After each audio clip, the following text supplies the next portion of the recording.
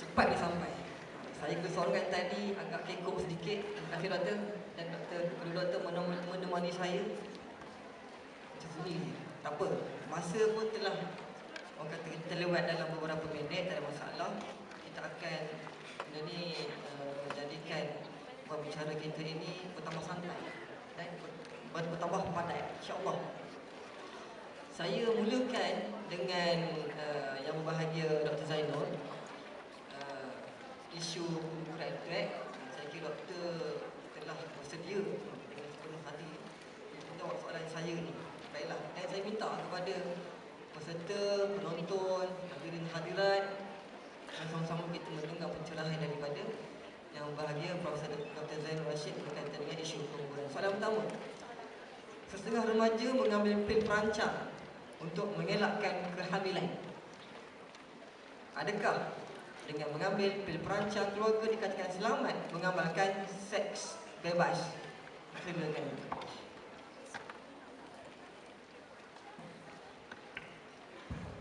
Assalamualaikum warahmatullahi wabarakatuh.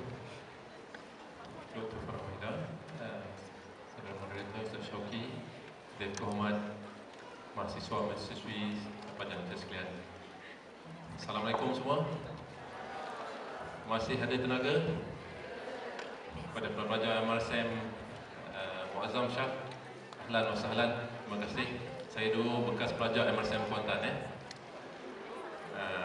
Kepada mahasiswa-mahasiswi sekalian, soalan tu spesifik kepada adakah pengambilan pil boleh mencegah seseorang daripada penyakit-penyakit ataupun adakah ianya selamat mencegah hamil dan juga selamat daripada bahaya yang lain. Sebelum pergi soalan itu secara spesifik kepada Ustaz, elok saya kenalkan kepada pelajar mahasiswa-mahasiswi, saya sebenarnya bekerja sebagai pakar perunding obstetrik dan ginekologi dalam bahasa Jawanya, kan? Bahasa Melayunya pakar perunding perbidanan dan sakit puan. Jadi dah 20 tahun lah saya kerja dalam bidang tu. Kalau dulu saya mula-mula balik daripada UK, saya di UK dan Ireland selama 11 tahun. Di UK Ireland ni dia buat termination of pregnancy, pengurangan janin ni lebih kurang 200,000 kes tahun. Biasa je budak-budak 13 tahun, 14 tahun mengandung, gugur. Hospital, doktor kena buat. Tapi of course bagi seorang Muslim, saya kata this is against my belief. So saya tak buat. Dulu di UK dan Ireland. Tetapi di Malaysia sekarang ni, tahun 2008 statistik OB-GYN, Obstetric Gynecology Society Malaysia mendapati sebanyak 96,000 kes pengguguran janin dilakukan di bumi Malaysia setahun. Maknanya 276 kes sehari. Majoriti adalah Melayu. Dan kes itu lebih pada 100,000 kes setahun. Remaja, wanita-wanita ataupun perempuan dan termasuk remaja yang mengandung di Malaysia yang menjalani pengguguran. Itu tak masuk yang lahir 8 bulan, 9 bulan. Kalau dulu saya mula-mula balik Malaysia tahun 2000, yang datang bersalin ni adalah remaja lepasan SPM 18 tahun. Walaupun ambil pil, walaupun dia mengandung. Kemudian usia semakin muda. Dan lately saya dah jumpa beberapa kes pelajar tingkatan 1, 13 tahun. Saya dah jumpa 3 orang pelajar tingkatan 1 yang bersalin. Bersalin kan? Bersalin, bukan bersalin baju. Mengandung, bersalin, beranak. Bahasa mudahnya beranak. Bayi, baby. 13 tahun dapat baby. Dan baru ni tahun ni ada 2 kes 11 tahun. Satu di Jempol Negeri Sembilan, satu di Terengganu. Dan rekod dipegang di Pulau Pinang ada seorang 9 tahun. Remaja 9 tahun bersalin. Ini satu. Dan baru ni saya mengendalikan satu kes remaja umur 17 tahun bersalin dan HIV positif. 17 tahun. Ini kita nak bicara. Jadi adik-adik pelajar yang saya sayangi, saya kesian, saya sayangi anda sekalian. Saya ingin anda semua jadi pemuda-pemudi yang hebat, menjadi pemimpin negara di masa akan datang. Tetapi adakah untuk menyelesaikan kehendak-kehendak individu, nafsu yang tidak dapat ditahan, cinta, kasih dan sebagainya, menyebabkan kita sanggup menggadaikan maruah? agama kita, jiwa kita hanya dengan melepaskan nafsu syahwat begitu sahaja. Pil perancang keluarga mungkin boleh mencegah seseorang pada mengandung, tapi ramai juga sebab pil perancang keluarga ni bukan boleh ambil sekali-sekala, dia kena ambil berterusan, kan? Satu. Kalau pun boleh mencegah daripada mengandung pada tahap tu, dia mungkin mengandung pada waktu yang lain. Tapi dalam masa yang sama, banyak juga penyakit-penyakit yang boleh dihadapi, termasuklah penyakit HIV dan sebagainya. Itu tak termasuk. Hari ini keluar dalam surat khabar, tapi bukan di Malaysia lah. Pasangan ni ditangkap kerana dia memotong kemaluan lelaki yang pernah bersama dengan isteri dia. Maknanya rasa cemburu dia sangka pada pasangan lelaki yang pernah bersama dengan isteri yang baru dikahwini. Mereka bunuh dan potong dan dipaksa makan dua-dua mereka. Suami isteri makan, mana dia punya gramnya. Itu tak termasuklah adik-adik Fajar. Baru ni saya tak nak sebut lah daerah mana sebab ini kes ni confidential. Polis bawa seorang remaja jumpa saya, doktor. Kami mengesyaki dia adalah remaja yang membuang bayi ni. Tingkatan 3. Jadi dia kata saya sumpah, bayi tu dijumpai lebih kurang 100 meter pada rumah dia. Jadi bila tanya dia kata memang sumpah saya tak pernah ni kan. Okey, tak pernah. Jadi apa ni, kita buat pemeriksaan lah. Sebenarnya saya dah biasa sangat buat pemeriksaan ni. Jadi dengan pemeriksaan ni, dia ni baru bersalin dalam masa 24 hingga 48 jam. Jadi bayi tu walaupun dekat rumah dia, besar kemungkinan tu bayi dia lah. Tapi nak tahu bayi dia atau tidak, itu kena ujian DNA lah. Yang tu tak boleh buat apa-apa lah. Tapi yang saya tahu dia ni baru bersalin dalam tempoh 24 hingga 48 jam. Adakah bayi dia atau tidak? Wallahualam. Tapi yang sahnya dia baru bersalin. Jadi dia kata dia tak pernah buat apa-apa tu. Tak. Jadi itu hakikatnya. Isteri saya seorang doktor juga, bekerja di klinik kesihatan. Biasa tempat yang merujuk. Ada seorang remaja ni, dia kata perut dia kembung. Satu hari tiba-tiba besar. Tengok periksa macam mengandung. Buat scan dan dia kata, saya sumpah doktor, saya tak pernah buat benda tak elok ni. Buat scan bayi dalam tu. Saya sumpah macam mana? Bersumpah kata, I'm a good girl. Saya buat hipotesis lah. Sebab saya dah tengok kes ni, terus terang saya beritahu, saya dah tengok kes ni ribuan. Jadi saya buat hipotesis, this is a condition called sperm inhalation syndrome.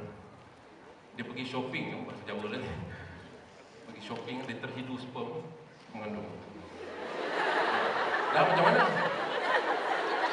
Macam mana nak tahu? Sebab dia kata tak pernah ada boyfriend, tak pernah bersuama bersama lagi. Dia pun mengandung.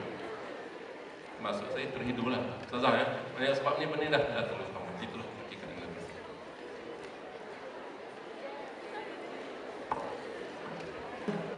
Yang saya ingatnya, apa yang doktor respon terhadap soalan pertama kita tadi, fakta yang jelas kepada kita. Ingat, apa? Mahasiswa-mahasiswi. Dengan saya sendiri, saya dapat kuasa ni doktor habis tadi dah mulai. Saya ni ada kes juga. Saya ingat kes saya teruk rupanya. Kes doktor lagi orang kata lagi power lah. 9 tahun dah bersalin. Lepas tu 13 tahun 3 kes doktor. 3 kes. Doktor sendiri, doktor lagi. Tak kena-kena. 2008, 96,000 pengguguran janin dengan sengaja. Saja-saja je. Buatlah. Tak bunuh budak tu. Buat sendiri. Kan? 96,000 2008. 2016 mungkin meningkat kot. Meningkat. Daripada 700 hari mungkin pergi ke 9,600 hari. Kita boleh tahu. Jadi kita kena ambil benda ni sebagai satu pengajaran. Lagi sekali pengajaran. Jangan senang-senang kita bagi diri lah. Kita jual maruah kita kalau perempuan. Yang lelaki pula, jangan senang-senang nak buat nyanyikan anak orang. Anak dangga orang kan. Saya pula syamah ni. Geram tu aku. Baiklah. Kita pergi kepada panel kita yang kedua. Bang Ustazah, saya bila sebut benda ni gini, saya rasa macam terbakar. Tubuh tak ada api je lah. Allahu Akbar. Kita kena ingat adik-adik. Dah. Allah. Ustazah, doktor, salah lagi. Tak apalah, sama kan. Soalan pertama untuk Ustazah Farah Hidah.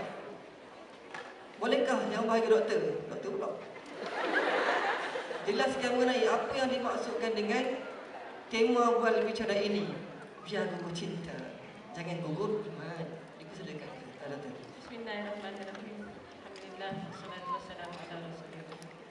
Terima kasih kepada Ustaz Sofi, pengacara majlis, sahabat saya, Prof. Dr. Zainuddin Rashid, seterusnya Perempuan Kanan Universiti, JAKIM, KKM, para pelajar, mahasiswa, mahasiswi dan anak-anak pelajar sekalian, Assalamualaikum warahmatullahi wabarakatuh. Hari ini saya rasa saya cukup bergembira sebab ramai anak-anak siswa yang hadir. Berbanding dengan sesi-sesi yang sebelum ni, mahasiswi memonopoli majlis-majlis sedemikian, tapi alhamdulillah rasanya pada malam ini walaupun tak seimbang, masih lagi tidak seimbang, tapi anak-anak lelaki masih lagi boleh dikatakan ramai. Baik.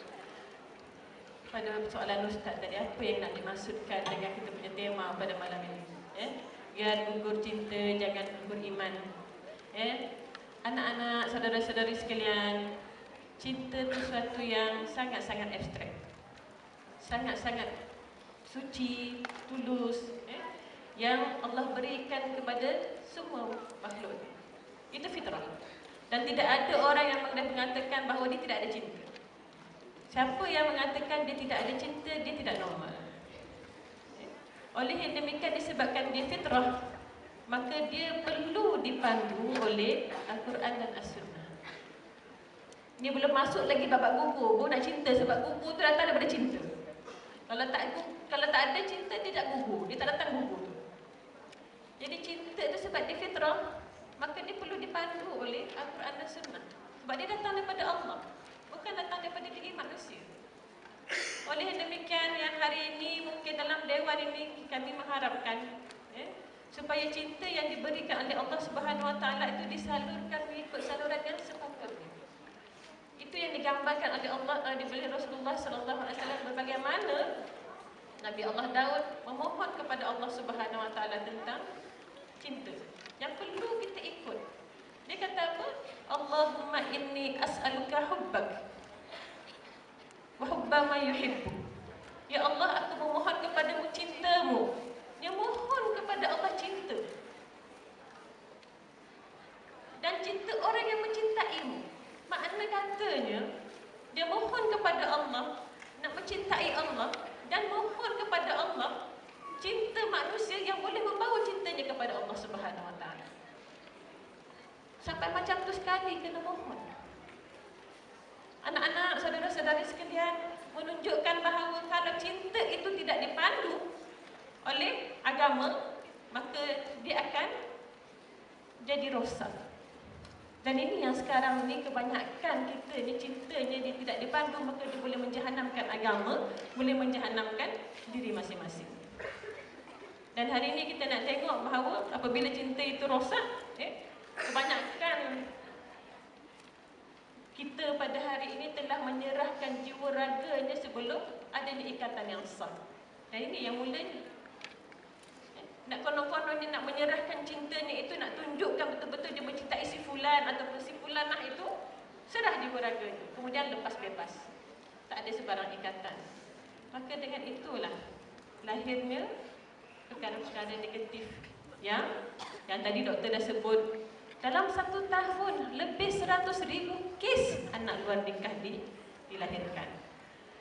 Para pelajar sekalian, saudara-saudari sekalian, menunjukkan bahawa kita, kalau statistik daripada hospital akan menunjukkan bahawa yang paling ramai kelahiran disebabkan oleh menunjukkan cintanya sebab awal tahun baru. Kalau awal tahun baru, maka kes pada bulan 9 sangat-sangat tinggi. Kemudian pada bulan 2, menunjukkan kasih dan cinta masing-masing kepada pasangan masing-masing dengan sambutan Valentine's Day. Maka lahirlah anak-anak yang merdeka sungguh. Merdeka tahun baru, merdeka Valentine's Day pada bulan seterusnya. Dan satu lagi bila sambutan hari merdeka, maka merdeka sungguh masing-masing. Maka berturutlah 9 bulan lepas itu melonjaknya kelahiran anak merdeka. Dan bila kita nak tengok macam dia melepaskan dia punya cinta ni. Dan ini yang saya nak pesan kepada anak-anak, para pelajar, saudara-saudara, ibu bapa yang ada dalam dewan ini, kalau boleh disambung, disampaikan. Pertama sekali yang pada hari ini yang boleh membawa kepada perkara ini berlaku adalah media massa. Kita ada telefon, smartphone. Ini kes.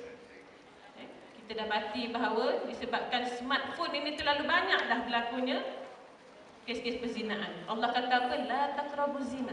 Jangan kamu hampiri zina. Hampir zina pun tak boleh, jangan kamu zina. Saya tak buat ustazah, saya hanya telefon je. Telefon itulah mulanya. Walaupun suara di dalam ini di awal di telefon belah sini garau, Assalamualaikum. Tapi syaitan yang berada di gelombang itu telah melunakkan suara itu kan, jadi sedap. Hampir zina pun tak boleh. Ditanya dalam satu forum kepada saya, ustazah, bolehkah kita couple Islamik? Couple Islamik, ustaz? Tak pernah lagi soalan ditanya kepada saya. Macam mana dikatakan couple Islamik? Saya minta adik saya teman. Adik dia yang belum balik, teman. Kenapa tak suruh mak ayah teman? Kan? Jadi bila ada gadget-gadget ni, telefon ni, saudara-saudari, anak-anak, jangan kata sekarang ni sudah ada sex phone. Bukan saxophone, bukan ikut tiup. Ni sex phone. Dengan smartphone ini, dia merakam segala-gala yang boleh merangsang perkara-perkara yang boleh mendatangkan kemaksiatan. Akhirnya dah tak tahan, sebelah sini tak tahan, sebelah sini tak tahan, jumpa melempiaskan hawa nafsu masing-masing. Dengan sekali pertemuan itu terus melekat. Na'udzubillah min zalik. Ini dan tak mustahil lagi. Benda-benda ini menyebabkan bilangan itu semakin lama semakin meningkat. Maka itulah bila berlaku sedemikian, maka jangan cakap Tuhan ketika itu, jangan cakap agama ketika itu. Tak ada dah. Bila kita melakukan maksiat, tak nampak dah Allah itu di mana, tak nampak dah agama itu di mana. Tadi ditunjukkan video. Saya tak tahulah apa yang kamu rasa, anak-anak rasa. Sebagai seorang ibu, saya rasa ibu-ibu di sini bisa tersentuh. Sebab kita pernah beranak, kita pernah bersalin, tahu sakit ke bersalin, dan tahu bagaimana nilai satu nyawa. Orang yang berkahwin berpuluh tahun tak dapat anak. Orang yang tak pernah berkahwin sekali buat dapat anak, dan dibuang dan dibunuh. Bila kita di universiti berhadapan dengan masalah-masalah anak-anak macam ni yang menunjukkan kecintaan Ustaz, yang kita lebih ni sampai gugurnya iman itu sampai boleh memberi jiwanya kepada orang lain. Bila datang kepada kita dengan keadaan yang macam ni, kitalah orang yang dia tak nangis pun. Kitalah yang melihat ini bagaimana runtuhnya hati seorang ibu. Saya bercakap di sini sebab saya rasa anak-anak ni kena perlu diberi prihatin tentang benda ni. Tolonglah jaga benda ni. Jangan tunjukkan cinta kita tu dengan cara yang sedemikian. Dan statistik bila kita melihat, tadi pun doktor dah kata setiap tahun di Saban tahun dia akan meningkat. Jadi anak-anak, saudara-saudari sekalian, kalau betul-betul kita nak balik kepada tajuk ini, biarlah gugur cinta kita kepada manusia. Biarlah, sebab apabila kita cinta, kita diberikan lebih kepada Allah Subhanahu Wa Taala, insya-Allah cinta manusia dan makhluk-makhluk yang lain akan datang dengan sendirinya, tak payah dicari. Kalau kita meletakkan cinta kita kepada Allah dan nombor satu, cinta lain akan datang. Banyak dah hadis Nabi menunjukkan sedemikian. Didoakan oleh para malaikat, didoakan oleh semua makhluk di bumi, kasihilah orang yang mengasihi Allah. Banyak dah hadis. InsyaAllah dengan kita meletakkan cinta Allah itu lebih, cinta-cinta lain akan datang. Jadi anak-anak, biarlah gugur cinta kita ni kepada manusia. Biar lambat kahwin pun tak apa. Ini satu isu lagi. Satu isu lagi. Baru 21 tahun ketuk pejabat saya, Ustaz. Ustazah, saya macam mana? Saya dah, kawan-kawan saya semua dah ada power. Saya dah tak ada, saya belum ada power lagi. Teruknya saya. Saya kata, awak umur berapa tahun? 21. 21 baru. Ustaz ada?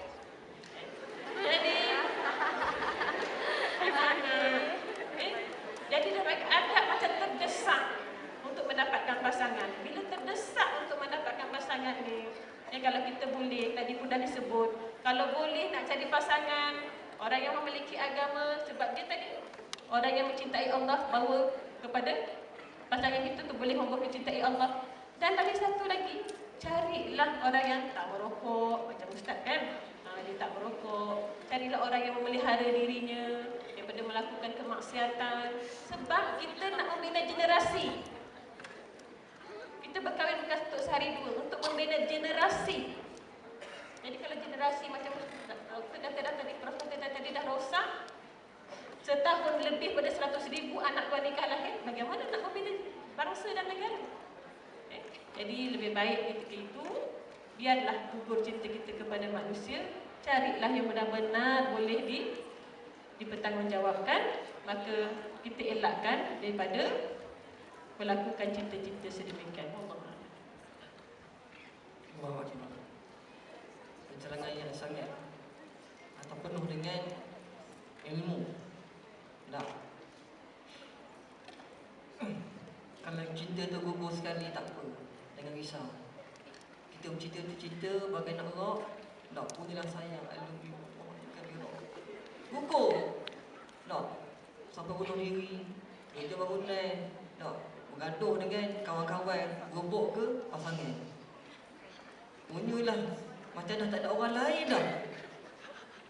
Kalau betul lah dia macam mana yang doktor sebut tadi, yang taat pada Allah Ta'ala, dah dengar cakap mak ayah dia, kan, tak apalah, tu baloi lah juga. Ini dia lah kaki dadah, kaki pukul, kaki samsing, tak. Kalau saya sebut kan, tak rasa pula kan. So saya tak terpala sebut banyak-banyak. Dan yang keseluruhannya, apa yang saya boleh sentuh, kita kena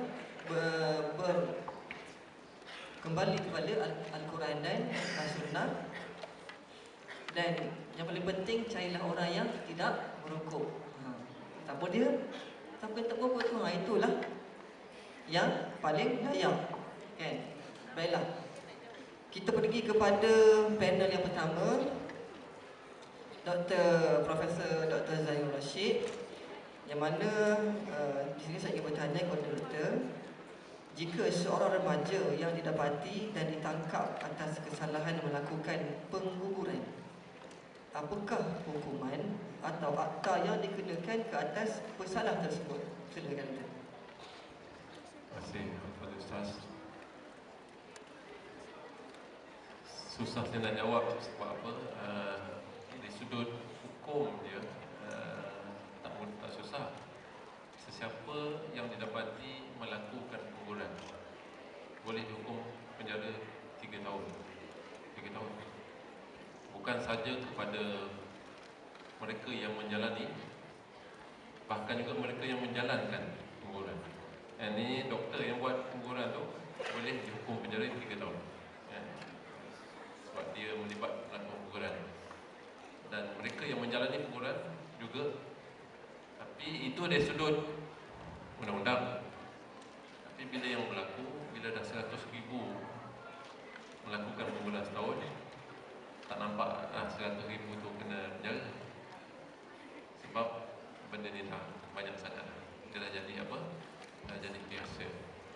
Anyway, penjara satu perkara, tapi saya kira maruah diri itu satu perkara yang lain. Jabatan Pendaftaran Negara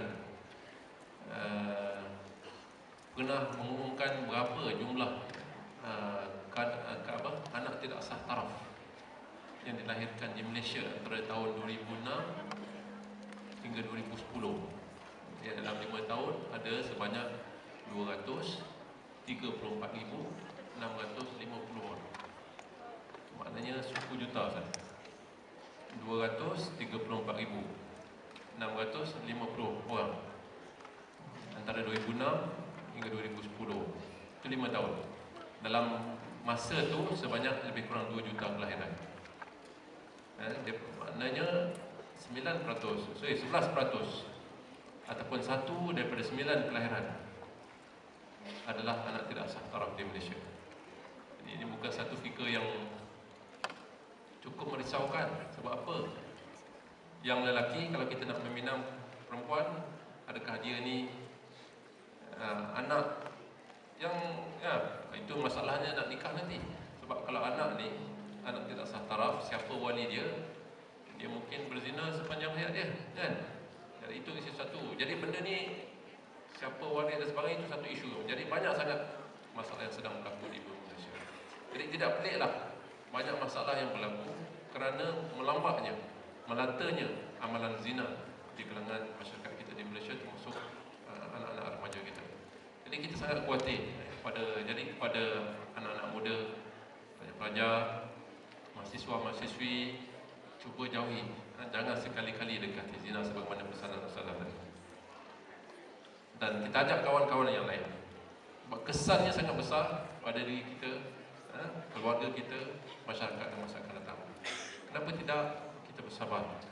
Kenapa tidak kita berdoa kepada Allah Subhanahu Wa Taala? Tidak salah untuk kita berdoa sebagai Allah Subhanahu Wa Taala tunjukkan jalan, kita bertemu dengan calon yang baik, kan? Mungkin tidak tahun ni, mungkin tahun depan. Tidak tahun depan, mungkin beberapa tahun yang akan datang. Yang penting takdir pertemuan jodoh ni satu yang ditentukan Allah Subhanahu Wa Taala. Orang Melayu kata apa? Bunga bukan sekuntum, kumbang bukan seekor. Tahu pun. Jadi sabarlah kan. InsyaAllah ada jodoh, tak perlu gedik ya. Tak perlu gedik apa bahasa sorry. Tidak perlu, sabar. Kita doa dengan penuh tawajuh kepada Allah Subhanahu Wa Taala, dan tidak salah pergi mencari tiba, tak ada isu. Boleh kalau kita soal, ada caranya, ada channel-channelnya supaya kita diberikan anak, dapat pasangan yang soleh dan solehah, dan agar zuriat kita juga zuriat yang soleh dan solehah, agar kita merupakan ejen kepada membawa perubahan kepada keluarga, masyarakat setempat dan juga negara secara keseluruhannya. Allahumma. Apa nak kongsi mic ke saya boleh tak?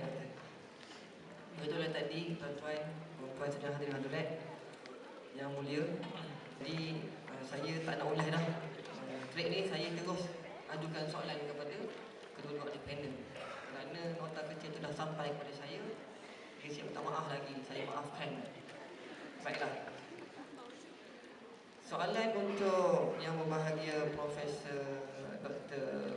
Fadhil Wahidah. Apakah yang dimaksudkan dengan pengguguran dalam Islam? Silakan. Baik, terima kasih. Sebelum kita masuk kepada apa yang dimaksudkan dengan pengguguran, kita kena tahu apa yang dikatakan tentang anak yang dalam kandungan. Jadi untuk itu kita kena tahu bahawa bila apa berlakunya persenyawaan benih yang dikatakan nutfah antara benih lelaki dengan benih perempuan dalam masa 1 hingga 40 hari yang pertama itu dipanggil nutfah, pencantuman benih lelaki dan perempuan. Kemudian untuk 41 hari ke atas hingga 80 dikatakan alaqah, dia akan menjadi macam darah berkumpul. Kemudian daripada 81 hari hinggalah 120 hari dikatakan mudghah, dia sudah membentuk daging. Daging, kemudian pertumbuhan tulang, kemudian daging itu membalut tulang yang sedia ada, dan selepas 120 hari barulah ditiupkan roh. Maka ketika itulah janin itu sudah mula mendapat nyawa. Dan apa yang dikatakan gugur, pengguguran dalam Islam itu dikatakan ijhad, iaitu menggugurkan kandungan yang belum sempurna sifatnya. Maknanya belum sempurna, sampai 9 bulan itu masih belum sempurna. Menggugurkan kandungan yang belum sempurna sifatnya itu sebelum sampai waktu. Sebelum tarikh yang sepatutnya dia deliver, dia keluar, dia bersalin oleh ibunya, dia dipaksa keluar. Apa yang menyebabkan dikatakan pengguguran? Maknanya pertama sekali niat. Niatnya adalah untuk menggugurkan kandungan itu dengan sengaja. Kalau tak sengaja itu bukan dikatakan pengguguran, itu keguguran. Bila niatnya dengan sengaja, maka dikatakan pengguguran. Maka yang keduanya kan dia niat untuk mematikan kandungan itu. Alhamdulillah. Tapi kalau ada masalah-masalah perubatan itu tak apa. Tapi kalau masalah disebabkan keterlanjuran tadi, berzinaan tadi, dia niat untuk menggugurkan kandungan itu, untuk membunuhnya, membuangnya, maka di situ yang dikatakan pengguguran dalam Islam. Maknanya mematikan satu jiwa yang belum sempurna sifatnya, belum sampai pada tempoh yang ditetapkan oleh Allah Subhanahu Wa Taala. Tapi dia dah buang siap-siap, dia tak nak. Jadi di sini apabila dikatakan pengguguran, maka dia ada mengundang risiko. Risiko dari sudut apa? Dari sudut undang-undang, macam doktor beritahu tadi, undang-undang, dari sudut etika dia, kemudian dari sudut agamanya. Bila sebut agama, maknanya dia berkaitan dengan hukum, boleh tak boleh, haram ataupun makruh ataupun harus, dalam kondisi-kondisi yang berbeza. Dan bagaimana pula dari sudut etika ni, boleh ke tak boleh? Etika doktor macam mana? Etika kita orang awam macam mana? Jadi ini melibatkan apabila pengguguran dalam Islam, mengeluarkan janin itu yang belum sempurna sifatnya, yang diniatkan adalah untuk sengaja dan mematikan janin tersebut. Dalam masa yang sama dia akan terkait kepada undang-undang, etika dan dari sudut agama. Wallah. Terima kasih diucapkan kepada Yang Bahagia Profesor Dr. Farah Wahidah. Jadi tuan-tuan, pihak kami yang di atas ni, saya selaku moderator dan Dr. Zainul Rashid telah bincang dengan Nabi tadi, yang mana kita akan buka soalan teguh kepada peserta. Ini tanpa persetujuan Dr. Farah Wahidah tak apa dah. Setuju sebab dah buat keputusan. Jadi kita bagi peluang kurang lebih 15 minit ini. 15 minit ini termasuk conclusion daripada kedua panel. Dan sekarang waktunya untuk peserta, penonton, hadirin-hadirat, mahasiswa dan mahasiswi, pelajar untuk bertanya soalan kepada kedua panel. Dipersilakan.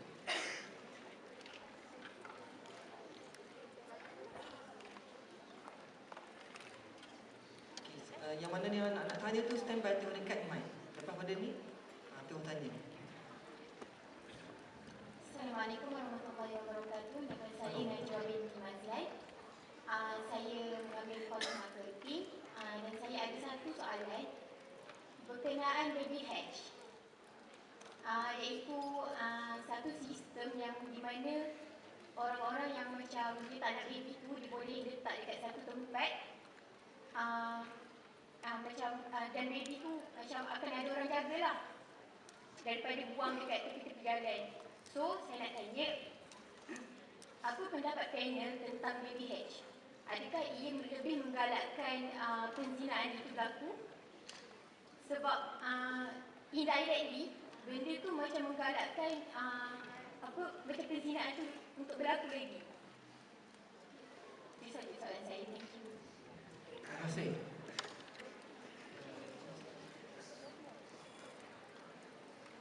Kita jawab terus.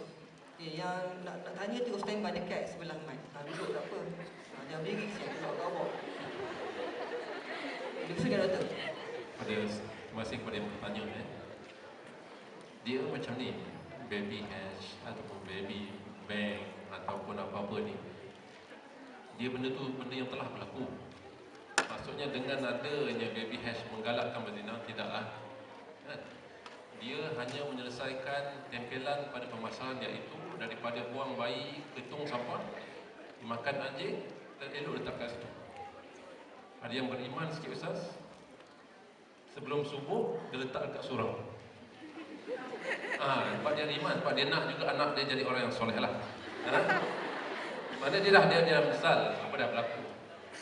Jadi daripada letak kat mana-mana, letak di surau. Jadi itu yang bila Siap ataupun Bilal pergi masjid dengan bayi menangis.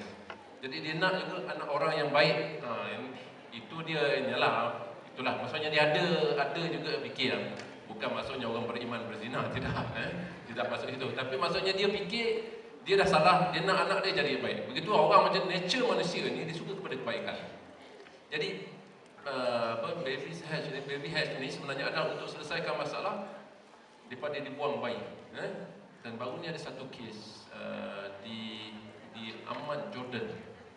Bayi itu lebih kurang 1 kilo. Lahir besar kemungkinan luar nikah lah. Kalau takkan orang biarkan bayi macam tu. Anjing bawa anjing tu, bawa dan benda tu bawa ke hospital dan bayi tu masih bukan dibawa ke hospital, mana orang nampak lepas tu anjing tu bawa ke hospital dan bayi tu selamat hidup. Mana anjing pun yang kita tahu binatang boleh membawa bayi tu, maknanya dan bayi masih hidup tu selamat. Betapa manusianya, zalimnya manusia hari ni, dia sanggup buang bayi dia sebab dia dah kesal. Nature, pengalaman saya berhadapan dengan lelaki, pengalaman saya bila berhadapan dengan kes ni, bila dia perempuan dah mengandung, dia tinggal je. Itulah nak beritahu kisah yang berlaku ni. Ada satu kes yang kita tangani, seorang pelajar tingkatan 4 sekolah agama, mengandung, dia buang bayi dia dalam sungai yang mengalir. Nak bincang tajuk ni memang satu. Jadi daripada buang anak dalam sungai, bayi hatch tu tentunya lebih baik. Tetapi saya tidak kata bahawa bayi hatch ni menggalakkan perzinahan, tidak. Allah. Saya sudah buat sikit penambahan berkaitan dengan baby hatch ataupun baby bank ini. Memanglah kalau nak kata macam doktor kata tadi, dia bukanlah nak menggalakkan orang berzina, tidak. Sebab zina itu telah berlaku. Cuma kami memohon supaya bagi siapa, kalau adalah rakan-rakan di luar dalam ni, insya-Allah tidak adalah. Kalau adalah rakan-rakan di luar yang pernah terlanjur, daripada dia membunuh kandungan itu, bayi itu dicampak merata-rata, adalah lebih baik dihantar ke pusat-pusat sedemikian. Jangan diulang dosa kedua. Melakukan zina sudah dosa besar. Jangan dibuat ditambah lagi dengan satu lagi, iaitu membunuh. 2 dosa besar. Jadi dalam hal ni, dari sudut tu, macam doktor kita bukanlah mengatakan dia menggalakkan, tidak. Tetapi untuk ramai lagi orang yang berkendakkan anak, lebih baik diserahkan kepada insan-insan yang berhati mulia sedemikian daripada dibunuh janin-janin ataupun anak-anak yang tidak berdosa. Wallahualam. Sambung sikit bila saudara sambung tu. Ada satu kes yang saya tangani sendiri. Ini di Hospital Seremban. Saya tak nak sebut dari mana remaja tu, 18 tahun umur. Saya dah cerita kat tempat lain. 18 tahun di sebuah IPT di Negeri Sembilan. Biasalah, socially active sebagainya. Lepas tu mengandung. Bila mengandung 12 minggu, dia beritahu boyfriend. Anyway, boyfriend lah yang mungkin ambil tanggungjawab, bawa pergi klinik, buat scan, tengok twins pregnancy, anak kembar. Jadi waktu tu dia dah stres, bila kembar lagi stres. Umur 18 tahun, lepasan SPM. Lepas tu dia nak gugur lah. Bila nak gugur, boyfriend dia sebut apa? Mana boleh gugur, berdosa. Itu satu. Dia boleh sebut berdosa. Jadi lepas tu kandungan tu dia teruskan, mana dia tak gugur, dan dia sembunyi lah, dan terpaksa menjelang lebih kurang 6 bulan, 7 bulan dah besar perut, penting kuliah. 32 minggu sebab kembar. Bila kembar ni bersalin awal biasa, bersalin dalam toilet, kembar lebih kurang 1,5 kilo. Jadi tak tahu, 1 kilo baru 32 minggu, tak tahu nak buat apa. Dua-dua menangis, lama dia letak dalam baldi yang penuh air. Jadi dua-dua bayi ni meninggal dunia. Jadi bawa ke Hospital Seremban. Jadi kes ni kes bunuh sebenarnya. Kan? Dosa zina satu. Dia tidak gugur, tapi berakhir dengan membunuh 2 bayi yang pramatang. Itu hakikat kesan pada zina ni. Bila dia melata, dia berakhir dengan hilang maruah, pembunuhan dan sebagainya. Itu itu satu penyakit yang saya sebenarnya suka sangat pergi ward, suka sangat jumpa pesakit setiap pagi. Saya tidak letih untuk jumpa pesakit. Tapi bila katalah setiap hari saya tengok lebih kurang 40 pesakit, ada 1-2 kes yang macam ni. Sedih, sangat terharu. Macam mana nak buat? Kita dah macam tiap-tiap hari kita jumpa kes ni. Itulah salah. Kita rasa tak tahu nak buat apa. Ya, sebenarnya dah terlalu banyak. Jadi sebab itulah kita harap anda semua adalah ejen perubahan akan mengubah masyarakat di masa akan datang, insya-Allah. Minta maaf kepada orang yang niat nak bertanya soalan. Kita dah tutup benda ni, kita dah tutup benda ni, kita dah tak buka lagi soalan. Kita akan sambung. Kalau tak tanya, insya-Allah berbicara 2.0 insya-Allah. Esoklah insya-Allah lain kali. Jadi untuk terakhirnya, saya minta 1 minit ke 2 minit doktor bagi ulasan dan rumusan hasil daripada perbincangan secara keseluruhan. Silakan doktor. Anak-anak pelajar, saya ada moto hidup saya sepotong hadis Nabi sallallahu alaihi wasallam, khairun nas man yanfa'un nas. Sebaik-baik manusia adalah manusia yang banyak memberi manfaat kepada orang lain. Pelajar yang cemerlang adalah mereka yang cemerlang daripada 4 perkara. Pertama, cemerlang dari sudut akademik dan juga kerjaya. Kedua, mereka yang cemerlang dari sudut syakhsiahnya, bagaimana solatnya, akhlaknya, ibadahnya dan sebagainya. Ketiga, cemerlang dari sudut soft skill ataupun kemahiran insaniah, kemahiran bercakap, menulis, berorganisasi, berkomunikasi, memimpin dan sebagainya. Dan keempat, mahasiswa dan pelajar cemerlang adalah mereka yang mempunyai agenda dan wawasan. Siapa dia nak jadi selepas 5 tahun, siapa nak jadi selepas 10 tahun, 15 tahun. Big brain, they talk about event, they talk about idea, ideology, and they create history. Orang yang jiwanya besar berbicara mengenai idea, ideologi dan mereka mencipta sejarah. Moderate brain, orang yang sederhana otaknya berbicara mengenai event, peristiwa yang berlaku. Small brain, they talk about others. Orang yang otak dia biasa-biasa cerita pasal orang lain. Jadi, jadikanlah diri kita sebagai orang yang hebat, mempunyai cita-cita yang besar, mempunyai berbicara mengenai idea, ideologi dan mencipta sejarah.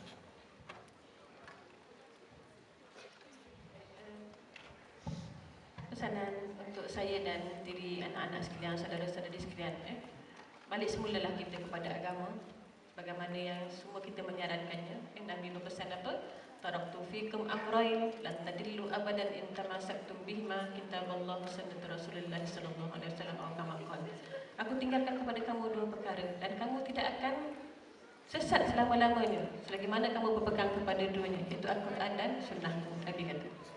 Anak-anak sekalian, yang pertamanya daripada rumusan ini, saya menyeru diri saya dan diri saudara-saudari anak-anak sekalian, pertama yang perempuan, sebab ini hal ini berkaitan dengan perempuan, kesannya yang 100% adalah kepada perempuan. Peliharalah aurat kamu, peliharalah aurat kamu, peliharalah aib yang ada pada diri kamu. Daripada aib itulah merangsang orang-orang lelaki untuk mengapa-apakan kamu. Aurat bukan sekadar tudung. Aurat adalah keseluruhan diri kamu.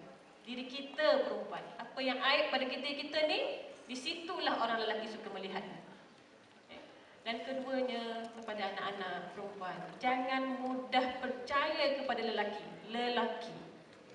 Jangan mudah percaya kepada lelaki. Sekurang-kurangnya, kita kena memberi persen 80-70% sahaja. Sebab fitrah lelaki memang suka kepada perempuan. Jadi kena berhati-hati di sini. Berhati-hati. Sebaik mana pun, sebab syaitan tadi dah tengok dah. Apabila lelaki dan perempuan 2 orang, yang ketiga itu adalah syaitan. Dia boleh membangkitkan kepada siapa lagi besar orang tu, ulama ke mana lagi besarlah syaitan. Berhati-hati. Jangan mudah percaya kepada lelaki. Jangan mudah memberi kasih, mudah memberi cinta yang belum tentu sah. Dan yang ketiga kepada anak-anak perempuan. Janganlah rasa kalau tak ada lah pasangan tu dah rasa macam dah terdesak sangat-sangat dah. Ingat, jodoh pertemuan ajal maut itu di tangan Allah Subhanahu Wa Taala. Minta kepada Dia yang memberi cinta. Dia yang memegang jodoh. Dia yang memegang ajal, bukan minta kepada manusia. Dan kepada anak-anak saya yang lelaki, pertama sekali tundukkanlah pandangan kamu. Tundukkanlah pandangan kamu. Sebab apabila melihat keaiban wanita, cepat-cepat tundukkan pandangan. Tadi dah istighfar banyak dah di sini. Dan yang keduanya, berlaku adillah supaya kamu lebih bertanggungjawab, menjadi orang yang lebih bertanggungjawab kepada wanita. Siapa lagi yang nak membela wanita yang lemah ini melainkan kepada lelaki-lelaki yang memang soleh? Diharapkan kepada dalam dewan inilah, lelaki inilah yang boleh memelihara wanita-wanita ini. Lelaki-lelaki yang inilah yang solehnya, insya-Allah. Dan yang kepada anak-anak lelaki, pesan saya yang ketiga, sekiranya kamu tidak mahu melihat orang lain membuat keburukan, menoda ibu kamu, menoda kakak kamu, adik perempuan kamu, jangan sekali-kali kamu membuat penoda kepada orang lain. Apa bezanya kamu menoda orang wanita lain? Apa bezanya dengan orang lain menoda ibu kamu dan kakak kamu? Dan akhir sekali, kita juga akan kembali kepada Allah dan akan dihisap segala amalan kita, insya-Allah.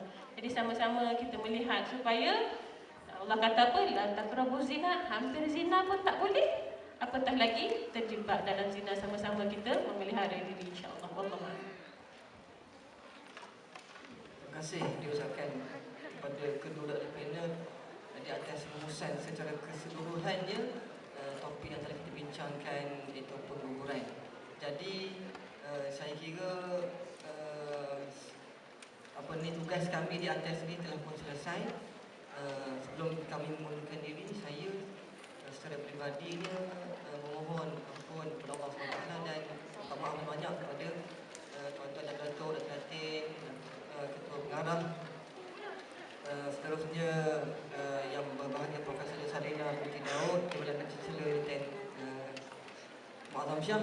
Mohon maaf kepada saya jika ada kesilapan, kekurangan daripada mula saya handle ini buat bicara santai kita pada malam ini. Dan saya kira sebab pada ini adalah penyampaian cendera mata dan majlis tamat bersurai. Di situ saya menjemput kedua panel untuk kembali semula ke tempat istirahat. Silakan.